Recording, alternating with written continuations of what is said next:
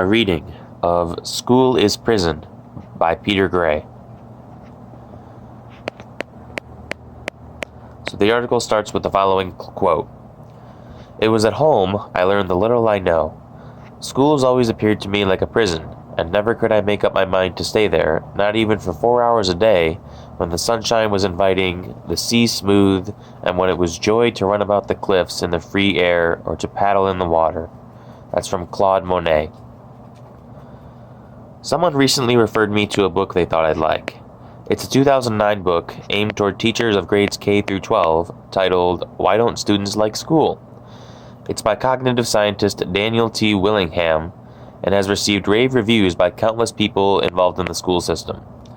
Google the title and author, and you'll find pages and pages of doting reviews, and nobody pointing out that the book totally and utterly fails to answer the question posed by its title. Willingham's thesis is that students don't like school because their teachers don't have a full understanding of certain cognitive principles, and therefore don't teach as well as they could.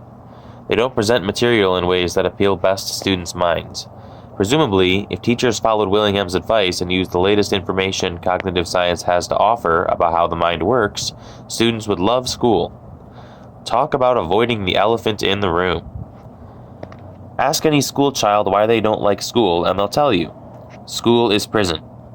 They may not use those words because they're too polite, or maybe they've already been brainwashed to believe that school is for their own good, and therefore it can't be prison. But decipher their words, and the translation generally is, school is prison. Let me say that a few more times. School is prison. School is prison. School is prison. School is prison. School is prison. Willingham surely knows that school is prison. He can't help but know it. Everyone knows it. But here he writes a whole book entitled "Why Don't Students Like School?"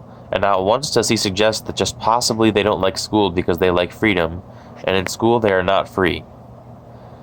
I shouldn't be too harsh on Willingham. He's not the only one avoiding this particular elephant in the room.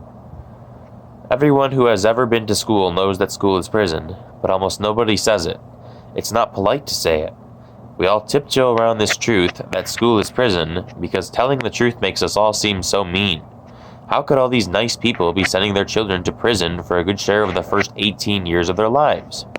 How could our supposedly democratic government, which is founded on principles of freedom and self-determination, make laws requiring children and adolescents to spend a good portion of their days in prison? It's unthinkable, and so we try hard to avoid thinking it. Or if we think it, we at least don't say it. When we talk about what's wrong with schools, we pretend not to see the elephant, and we talk instead about some of the dander that's gathered around the elephant's periphery. But I think it is time that we say it out loud. School is prison. If you think school is not prison, please explain the difference. The only difference I can think of is that to get into prison you have to commit a crime. But they put you in school just because of your age. In other respects, school and prison are the same. In both places you are stripped of your freedom and dignity. You are told exactly what you must do, and you are punished for failing to comply. Actually, in school you must spend more time doing exactly what you are told to do than is true in adult prisons, so in that sense, school is worse than prison. At some level of their consciousness, everyone who has ever been to school knows that it is prison. How could they not know? But people rationalize it by saying, not usually in these words, that children need this particular kind of prison and may even like it if the prison is run well. If children don't like school, according to this rationalization, it's not because school is prison, but it's because the wardens are not kind enough, or amusing enough, or smart enough to keep the children's minds occupied appropriately. But anyone who knows anything about children and who allows himself or herself to think honestly should be able to see through this rationalization. Children, like all human beings, crave freedom. They hate to have their freedom restricted. To a large extent, they use their freedom precisely to educate themselves. They are biologically prepared to do that. Children explore and play freely in ways designed to learn about the physical and social world in which they are developing. In school, they are told they must stop following their interests and, instead, do just what the teacher is telling them they must do. That is why they don't like school. As a society, we could, perhaps, rationalize forcing children to go to school if we could prove that they need this particular kind of prison in order to gain the skills and knowledge necessary to become good citizens, to be happy in adulthood, and to get good jobs. Many people, perhaps most people, think this has been proven because the educational establishment talks about it as if it has. But in truth, it has not been proven at all. In fact, for decades, families who have chosen to, quote, unschool their children have been proving the opposite. Children who are provided the tools for learning, including access to a wide range of other people from whom to learn what they need to know, and much more through their own self-directed play and exploration. There is no evidence at all that children who are sent to prison come out better than those who are provided the tools and allowed to use them freely. How, then, can we continue to rationalize sending children to prison? I think the educational establishment deliberately avoids looking honestly at the experiences of unschoolers because they are afraid of what they will find. If school as prison isn't necessary, then what becomes of this whole huge enterprise, which employs so many and is so fully embedded in the culture? Willingham's book is in a long tradition of attempts to bring the, quote, latest findings of psychology to bear on issues of education.